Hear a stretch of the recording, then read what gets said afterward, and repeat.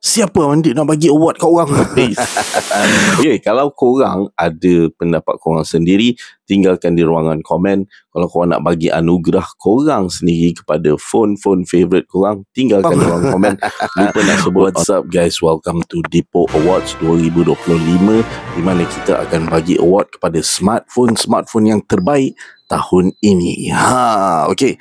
Jadi 2025 ni memperlihatkan kita kepada smartphone yang best tahun ni, dan juga teknologi yang best, dan kita excited sebab manufacturer juga push the boundaries lah. Even iPhone tahun ni pun mendapat refresh look yang controversial. Dan kita tengok phone mantap-mantap. Even Samsung baru je keluar dengan trifold phone kan.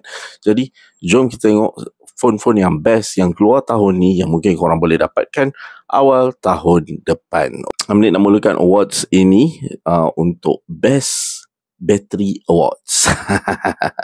Tahun ni kita nampak banyak phone manufacturer start guna silicon carbide punya teknologi. Seperti yang korang tahu, ada teknologi baru dalam market silicon carbide, dan teknologi ini dah mendapat beberapa refresh dah.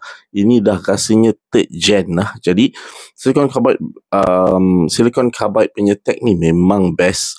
Oppo dah bagi Amandip satu phone juga yang ada silicon carbide battery tu 6500 mAh, dan Amandip boleh katakan sebagai phone yang second yang Amandip guna, kalau Amandip biar je dalam seminggu tu dia tak mati lagi. Okay, kalau jangan guna kan. Jadi memang it's real lah. Bukan saja mah dia besar, tapi it's real, memang tahan lama.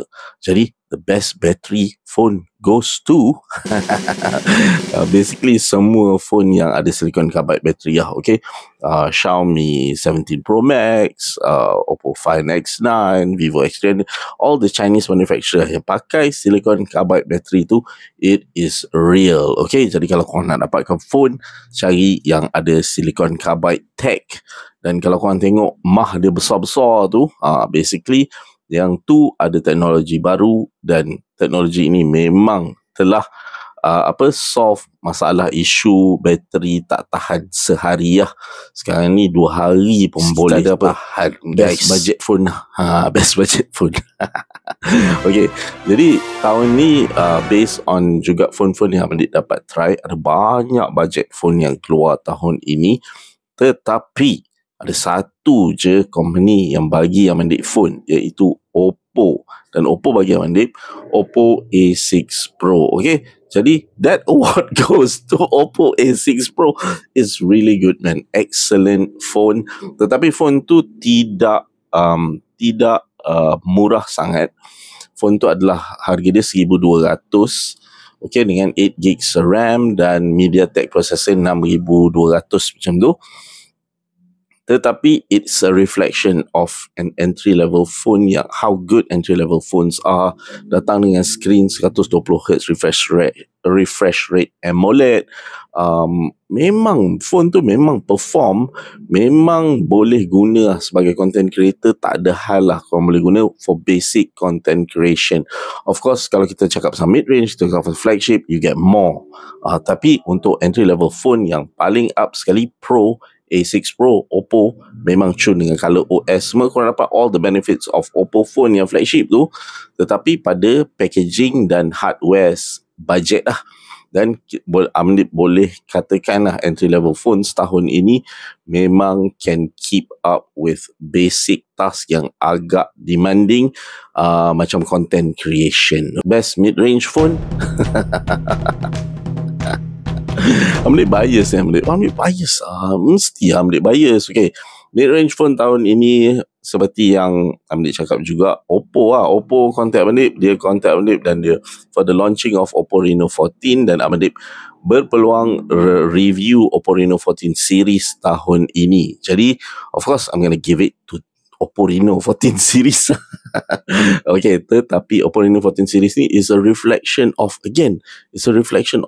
the capability, kemampuan phone mid-range tahun ini. Okay, kalau korang tak tahu, mid-range phones ni dia datang dengan mid-range processor yang lebih capable daripada entry level processor, dan dia akan datang dengan kamera yang bagus, yang menghampiri flagships. Okay, jadi untuk Oppo Reno 14 series tu korang dapat triple 50 megapixel cameras tau. Kalau tak silap untuk Oppo Reno 14 Pro tu. Okay, jadi untuk yang Pro tu, tapi yang tak Pro tu korang dapat 32. It's a mix tapi still korang dapat triple cameras, dan it's very very good performance dan korang boleh upkan lagi untuk RAM yang lebih banyak lagi plus Oppo Reno 14F baru sahaja keluar Star Wars punya special edition, jadi automatic menang kalau korang is looking at Vivo V60, korang looking at Samsung A56, all those phones is a good reflection of what mid-range are capable of. And kalau Amandip memang sangat-sangat recommend untuk most people. Amandip rasa memang boleh survive dengan mid-range phones. Jarang-jarang sahaja very powerful users sahaja memerlukan that flagship. Of course, mid-range dia akan hit the wall. Dia akan okay, jadi apa best phone of the year ni? Flagship phone kan? Okay, tapi sebelum tu kita nak bercakap sikit tentang phone yang sangat-sangat berbaloi, iaitu Poco F8 Ultra.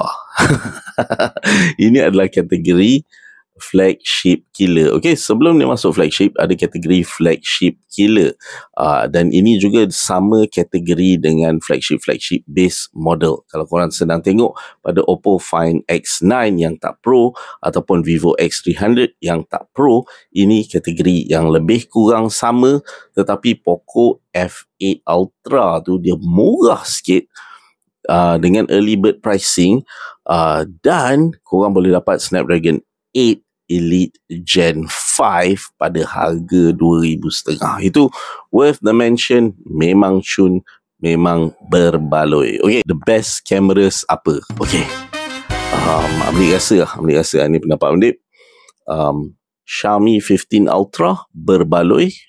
Kalau korang boleh dapatkan, sebab 15 ni adalah previous model kan, tapi still those Xiaomi 15s, 15 Ultra ada ke kat Malaysia? Tak ada kot. Okay, tapi kalau korang boleh dapatkan, it comes with 1-inch sensor. Huawei Pura 80, it comes with 1-inch sensor kalau tak silap kan. Jadi those bigger sensors actually give you better quality photos guys.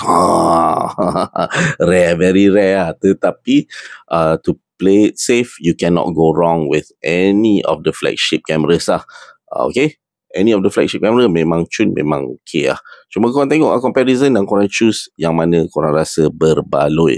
Amdik iPhone pun okay juga, tetapi Amdik tak suka cakap tentang iPhone. Sebab apa? Sebab bagi Amdik Amdik dah selalu cakap pasal benda ini, iaitu kalau korang nak beli iPhone, automatic korang tak tengok phone lain. Okay, korang nak beli iPhone, korang beli je, automatic korang tak akan tengok phone lain, because definitely Amdik assume korang memang just nak guna iOS, dan tak ada option lain untuk iOS selain daripada all the iPhones that you can get dan pandai-pandai lah korang beli iPhone yang korang nak.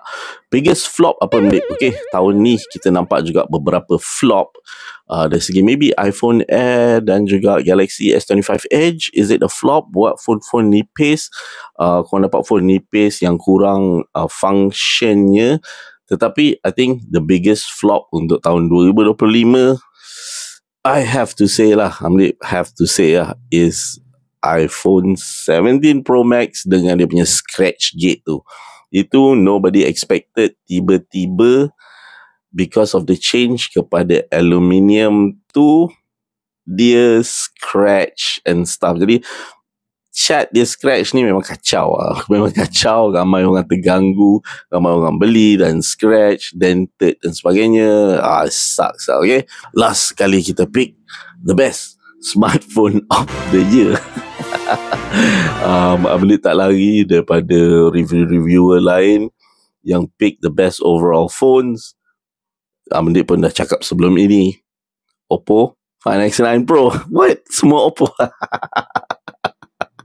Tak tahu Okay, tapi okay, which shows that Oppo this year memang is like really into the game. They really want to make a lot of changes. Okay, Dari segi color OS dia, korang tengoklah review-review lain, semua sedang cakap Oppo color OS sekarang ni is one of the best, if not the best. Okay, and then performance dari segi collab dia dengan Hasselblad, kamera dia yang mantap dengan dengan dia punya color sensor yang dia pakai dekat kamera tersebut, dan juga the overall build quality makes it a very very safe choice. Okay, safe choice. Mungkin tak menang semua benda, tetapi it's the best overall phone kalau korang nak beli Android flagship Oppo Find X9 Pro. Kau expect kan benda pilih semua Oppo kan? Of course lah. Okay, peace.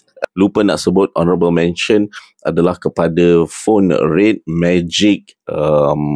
Red Magic apa tu yang ada liquid cooling tu kan, the first liquid cooling phone untuk games. Actually liquid cooling dia tu tak function sangat lah. Dia real function ialah sebab phone tu siap ada kipas sekali. Dan juga all those thermal pasting yang dia buat, dia ada kipas tu berpusing kan. Itu je sebenarnya. Tetapi it's a good effort and phone yang sejuk memang cun lah. Okay, Red Magic untuk gaming. Okay, ada apa-apa lagi idea, tinggalkan di ruang komen. Kalau thank you so much guys kerana support Medip selama tahun ini, dan kita sambung semula pada video-video yang seterusnya.